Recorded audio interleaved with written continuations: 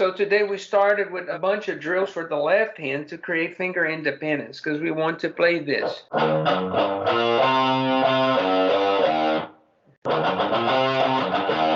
And we're going to use the 4 fingertips to do that. They're tilted. Thumb is going that way, not this way. My wrist is fairly cozy here with the back of the neck. And the fingertips are coming through an angle. So we did a bunch of stuff. We got those fingers to all touch the strings and then move this joint. I'm not sticking the finger out or pulling the trigger with it. I'm just moving this joint. It comes from my forearm. Right? Like I'm not curving these joints, just that one. So that's one thing that we practiced. And then we also practiced doing the same thing with the middle finger. And we practiced doing that with the ring finger. That is much harder because that finger has a tendon in the middle of the hand that ties it to the middle finger. But we can do a little bit of that. And what we can do with that finger, though, is stretch it out a little and punch it in. And we're going to have to do that. Like to come from above the string and bring it in without moving anybody else too much or almost at all. And we can do that with the pinky too, but we did practice that exercise just to create the pinky independence and that it doesn't really need to drag the ring finger with it when it does. And matter of fact, we even did this, paired these 2 fingers like Spider-Man, have them there, do this, do that, do them both at once, do them out and in, no longer just those joints, but also these stretching out, coming in. So we did a bunch of awesome left hand exercises that somehow make me stop breathing right when I'm doing them to this day. So there's a neurological consequence of this here. Your brain's going to build a bunch of neural pathways to these independent controls of different muscles. And that was the first part of what we did. I'm going to film it from the angle I see it. So we get that pinky to move just from the base joint. We get the index finger to move just from the base joint. We get the middle finger to do that if we want to.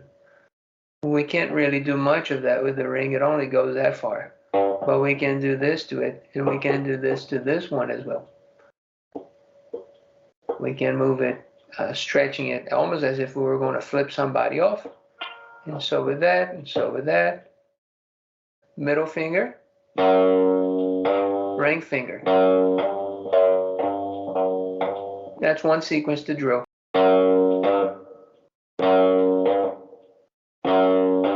And then do this.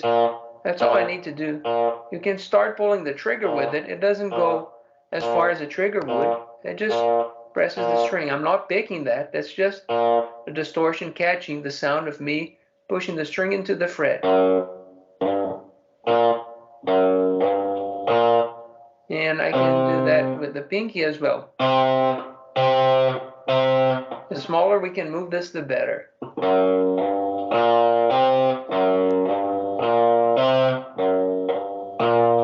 So that's the first part of that lick. The next part, we will start from the pinky and play the middle finger, so it's a different order now.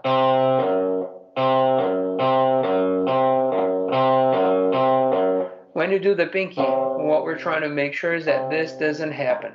Right, then we're using muscles we don't have to. It's just the pinky. It's capable of independently doing this without needing the assistance of the ring finger. So, and then this. And then this comes in, the ring finger.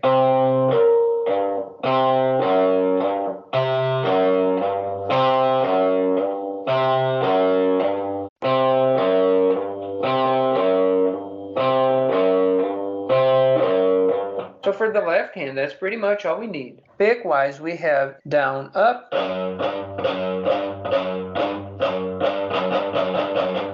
with palm mute on the right hand. It's okay if the pinky moves a little bit. It doesn't have to be completely still there. And then we have these two.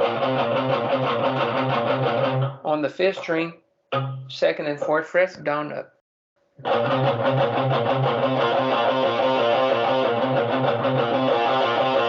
I'm just for the sake of the exercise moving from palm muted to not.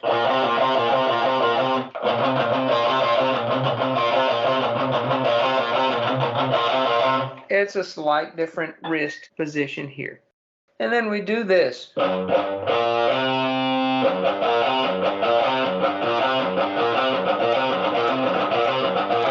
Don't worry about playing it fast at first. Just worry about not moving fingers you don't have to. In the second part of it starts with an upstroke on that last note. So it's upstroke on the 5th string, downstroke on the 6th, and then up again. And then we have the open string.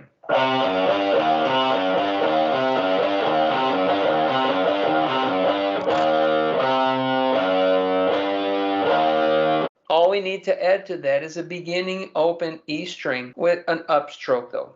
So, and then we start the drill. And that's the lick.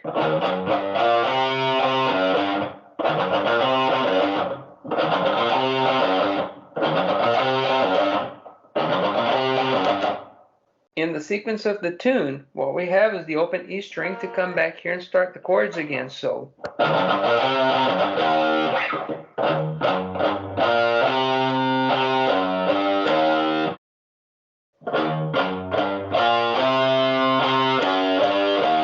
moving very little.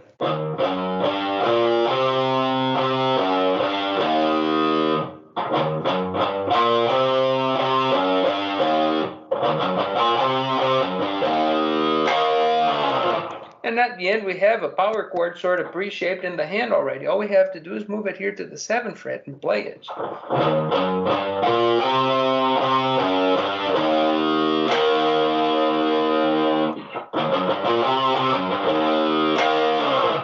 And we do the second part of the riff. So